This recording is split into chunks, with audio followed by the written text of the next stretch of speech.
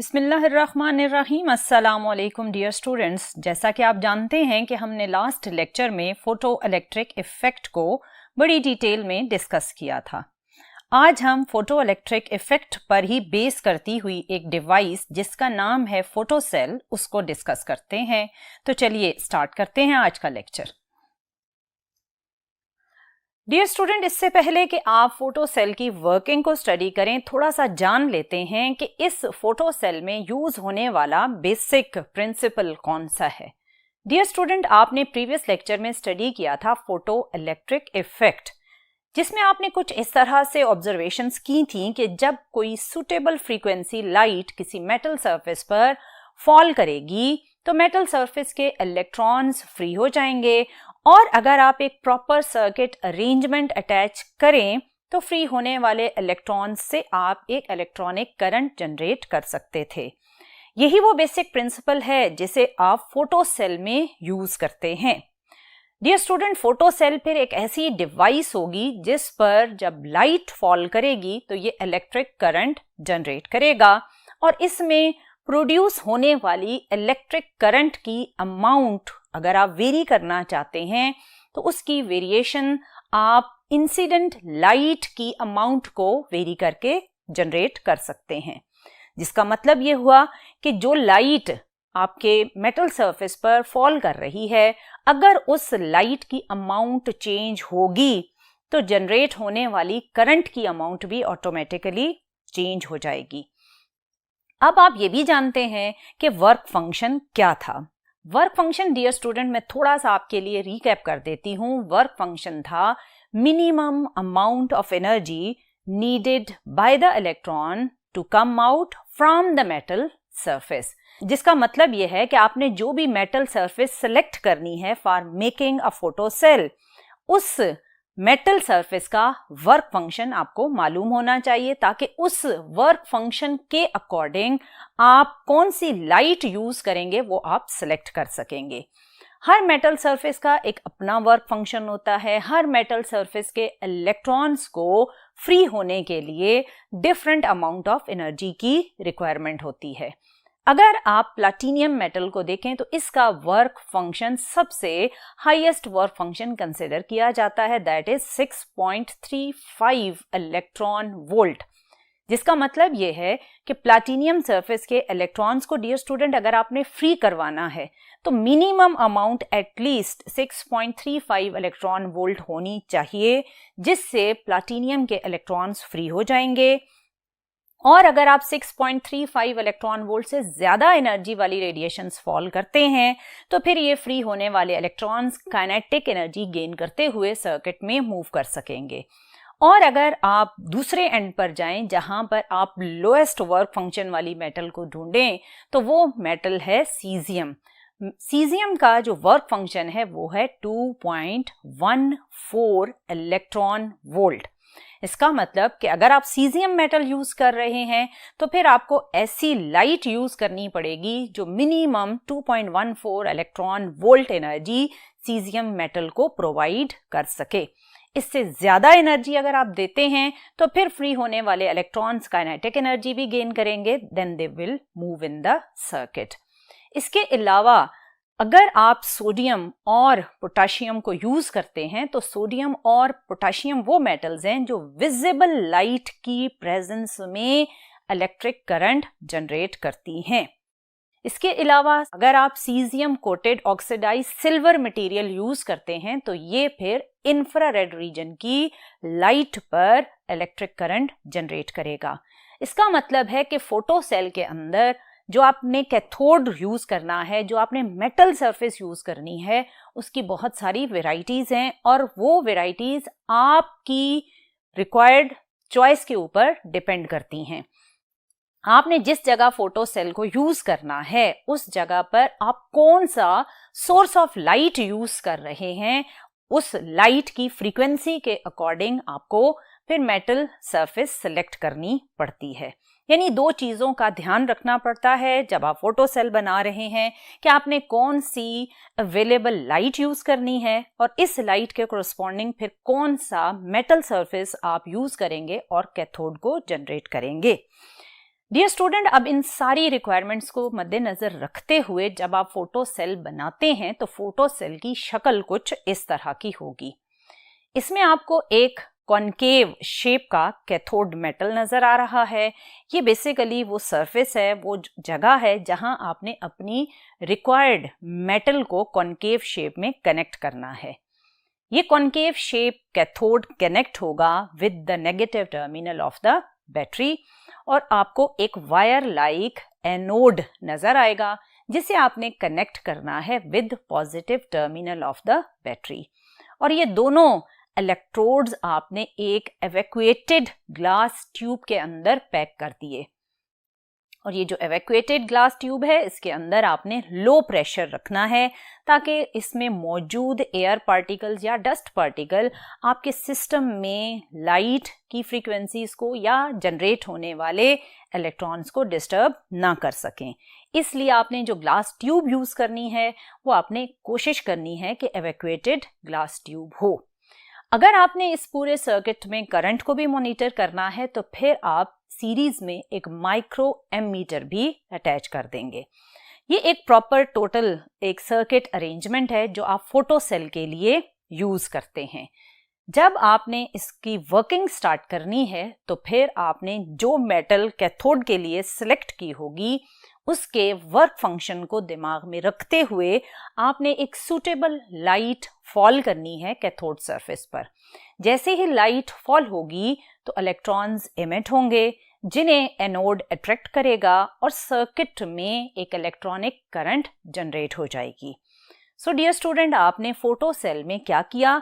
आपने लाइट की हेल्प से एक इलेक्ट्रिक करंट जनरेट की।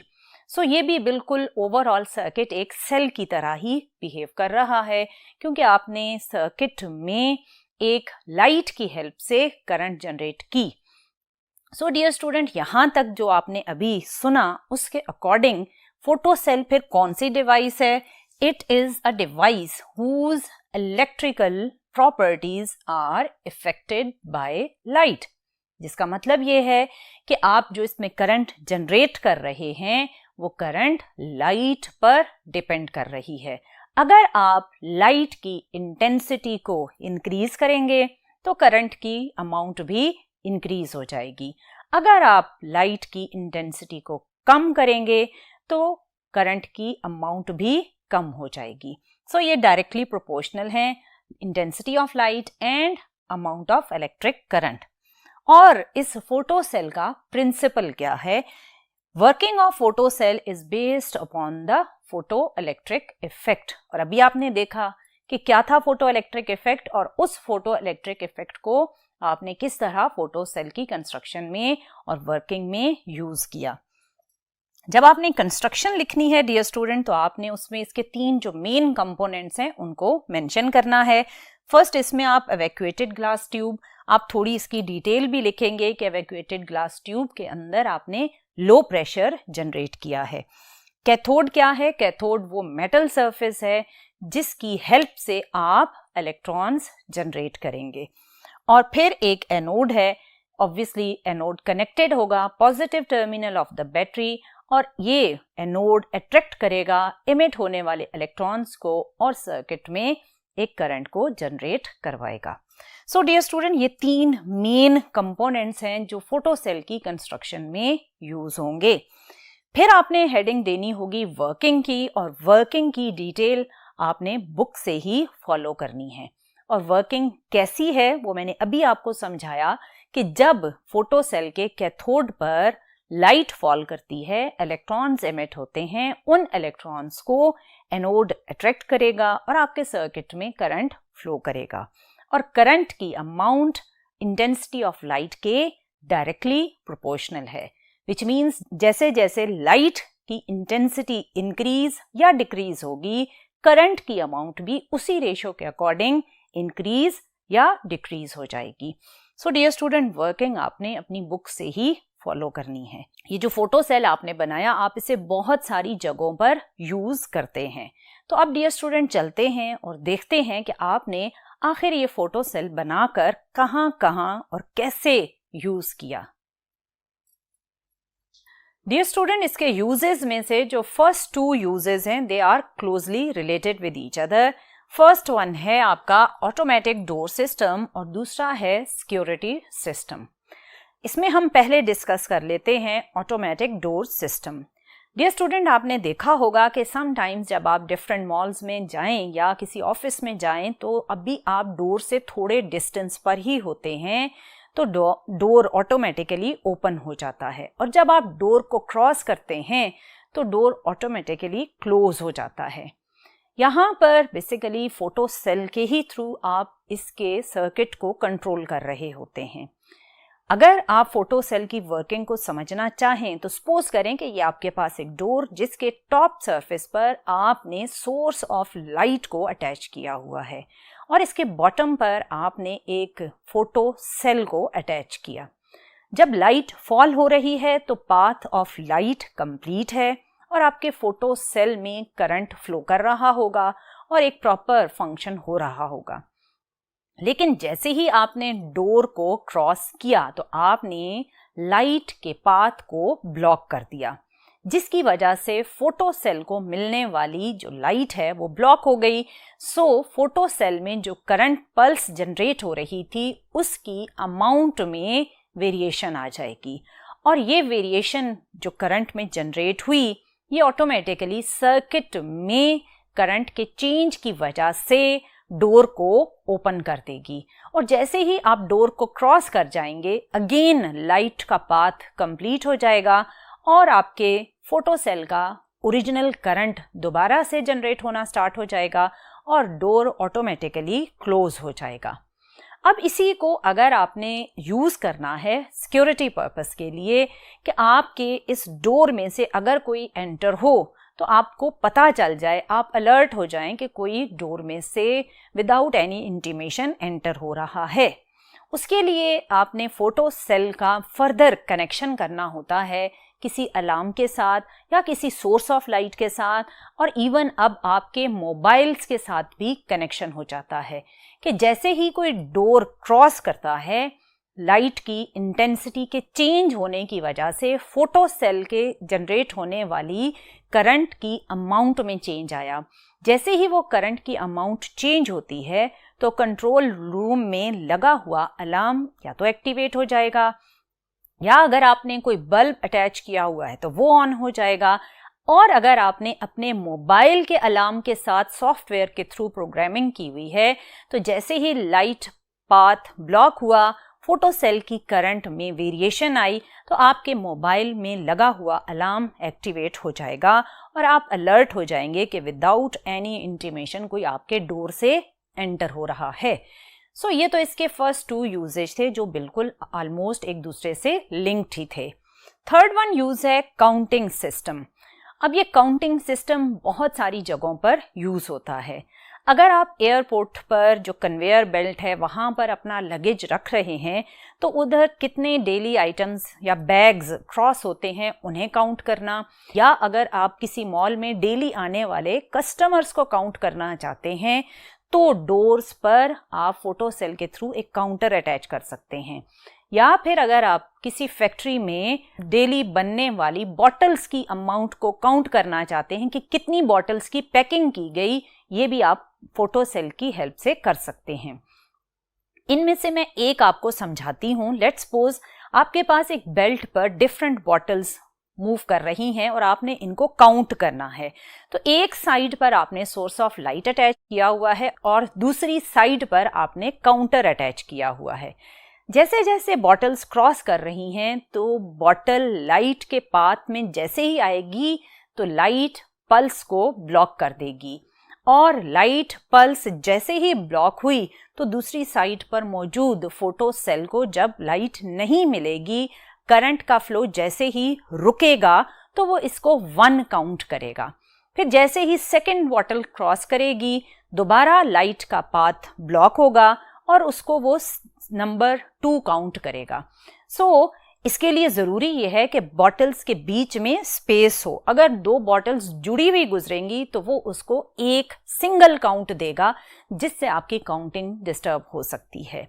सो डियर स्टूडेंट, इसी तरह अगर आप एयरपोर्ट पर डिफरेंट कन्वेयर बेल्ट पर रखने वाले आइटम्स को काउंट करना चाहें, या डोर में से डेली जो कस्टमर्स क्रॉस कर रहे हैं उनका नंबर काउंट करना चाहें, तो इन सारी सिचुएशंस में आप इसी तरह फोटो सेल की हेल्प लेंगे।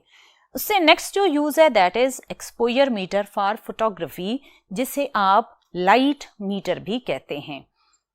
डियर स्टूडेंट, ये आपके फोटोग्राफिक कैमराज में लाइट की अमाउंट को कंट्रोल करने के लिए यूज किया जाता है, ताकि जो आप फोटोग्राफ डेवलप करेंगे तो बहुत ही क्लियर आए, या अगर कहीं सनलाइट बहुत ज़्यादा है उसकी इंटेंसिटी को कम यूज़ करना चाहते हैं, या क्लाउडी डे है और आप सराउंडिंग की लाइट को ज़्यादा अमाउंट में कैप्चर करना चाहते हैं, या अगर आप इनडोर भी फोटोग्राफी कर रहे हैं तो लाइट को कंट्रोल करके कैमरा में करंट की अमाउंट को कंट्रोल किया जाता है by using a photo cell या लाइट मीटर।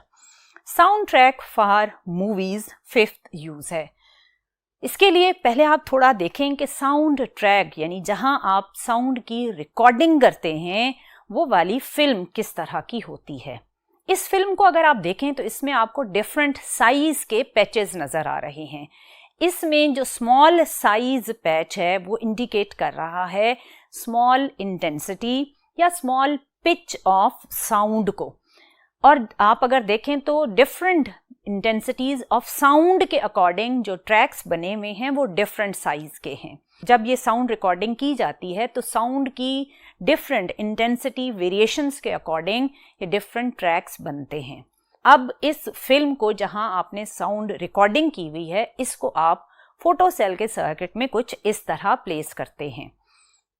जब आपने सोर्स ऑफ लाइट के सामने इस साउंड रिकॉर्डिंग वाली फिल्म को रखा तो हर पैच में से क्रॉस होने वाली लाइट की अमाउंट डिफरेंट होगी। जो पैचेस स्मॉल साइज के हैं वहां से लाइट कम क्रॉस करेगी, और जो पैचेस बिगर साइज के हैं वहां से लाइट ज्यादा क्रॉस करेगी। इसका मतलब यह है कि जब इस साउंड ट्रैक वाली फिल्म में से लाइट क्रॉस करेगी और आपने सामने अगर रखा हुआ है cathode of the photo cell, तो कैथोड के पास जो लाइट रिसीव होगी वो भी ऑब्वियसली डिफरेंट वेरिएशंस के साथ रिसीव होगी। जो स्मॉल ट्रैक में से क्रॉस कर रही होगी वो अमाउंट ऑफ लाइट कम होगी, और जो बिगर ट्रैक में से क्रॉस कर रही होगी वो ज्यादा होगी। तो इस पूरे जो साउंड ट्रैक वाली फिल्म है इसे आप लाइट सोर्स के सामने मूव करवाते हैं। जैसे ही ये ट्रैक मूव होगा तो आपके पास फोटो सेल पर फॉल होने वाली लाइट की इंटेंसिटी में वेरिएशन होगी। सो फोटो सेल जो करंट जनरेट करेगा वो डिफरेंट वेरिएशन वाली करंट जनरेट करेगा। सो ये करंट जब डिफरेंट वेरिएशंस के साथ आपके स्पीकर या माइक्रोफोन को मिलेगी तो माइक्रोफोन में जो साउंड आपको मिलेगी वो उसी वेरिएशन के साथ मिलेगी जो वेरिएशन आपको साउंड ट्रैक के ऊपर मिल रही थी। सो इस तरह आप मूवीज रिकॉर्डिंग में या ड्रामास की रिकॉर्डिंग में जो साउंड वेरिएशंस होती हैं उनको फोटो सेल के थ्रू इलेक्ट्रॉनिक करंट में कन्वर्ट करते हैं, और फिर डिफरेंट एम्प्लीफिकेशंस के साथ उस साउंड इंटेंसिटी की वेरिएशन को आप चेंज करते हैं। लास्ट वन जो यूज है वो है ऑटोमेटिक स्ट्रीट लाइटनिंग का। इसमें आपके पास फोटो सेल की हेल्प से आप इलेक्ट्रिक करंट को जनरेट करते हैं। डे टाइम पर क्योंकि सनलाइट बहुत ज़्यादा होती है, सो फोटो सेल पर जब ये सनलाइट फॉल करती है तो इलेक्ट्रिक करंट बैटरी में स्टोर होता रहता है। जैसे जैसे शाम होती है तो अमाउंट ऑफ लाइट कम होती जाती है। सो जब अमाउंट ऑफ लाइट कम होती है तो ऑब्वियसली फोटो सेल में जनरेट होने वाली करंट भी कम हो जाएगी। अब यहाँ पर अकेला फोटो सेल यूज नहीं होता, आप फोटो सेल के साथ LDR which is a light dependent resistance, इसके कॉम्बिनेशन को यूज करते हैं। सो फोटो सेल और LDR का कॉम्बिनेशन दोनों कंबाइन होकर आपकी जो स्ट्रीट लाइट्स हैं उन्हें डे टाइम पर ऑफ रखते हैं, और नाइट टाइम पर जो करंट आपने डे टाइम पर फोटो सेल के थ्रू स्टोर की हुई होती है वो नाइट टाइम पर आप उसको यूज करते हैं, और ऑटोमेटिकली आपकी street lights with the help of LDR on हो जाती हैं। LDR आपने पहले भी पढ़ा था जब हमने कंपैरेटर वाला टॉपिक पढ़ा था। LDR बेसिकली डियर स्टूडेंट एक लाइट डिपेंडेंट रेजिस्टेंस होता है जिसका रेजिस्टेंस इनवर्सली प्रोपोर्शनल होता है इंटेंसिटी ऑफ लाइट के। सो डियर स्टूडेंट, LDR और फोटो सेल के कॉम्बिनेशन से आप स्ट्रीट लाइट की ऑटोमेटिक स्विचिंग को कंट्रोल करते हैं। सो डियर स्टूडेंट, आपने देखा कि फोटो सेल किस तरह एक छोटी सी डिवाइस है, लेकिन ये किस तरह बहुत सारी डिवाइसेस में, बहुत सारी आपकी सराउंडिंग में जो एप्लीकेशंस है वहाँ पर यूज़ होता है। सो ये तो था फोटो सेल और उसकी डिफरेंट एप्लीकेशंस।